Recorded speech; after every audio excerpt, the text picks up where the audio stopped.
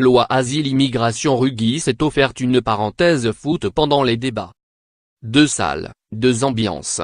En plein examen du projet de loi asile et immigration, le président de l'Assemblée nationale, François de Rugy, s'est accordé une petite pause détente. Tandis que les députés débattaient jusque tard le vendredi 20 avril, le président de l'Assemblée nationale a quant à lui quitté la capitale pour prendre la direction de Nantes et du stade de la Beaujoire.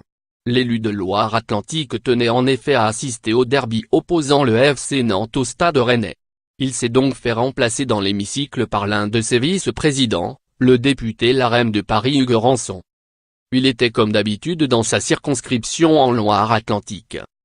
Entourage de François de Rugy.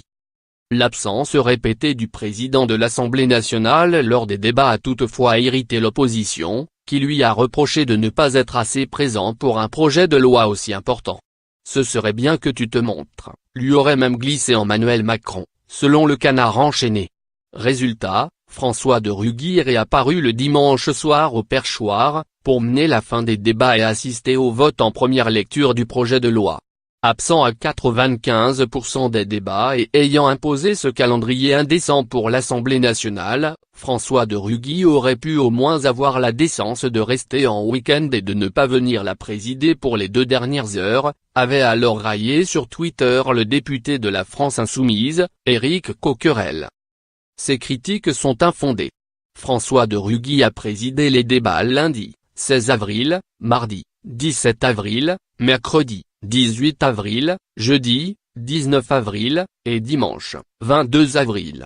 Soit un total de 14 h, ce qui représente un quart des débats de la semaine, défend l'entourage du président de l'Assemblée nationale auprès du Figaro. Le vendredi soir, il était comme d'habitude dans sa circonscription en Loire-Atlantique. Il a des vice-présidents, ils sont là pour présider aussi, conclut-on.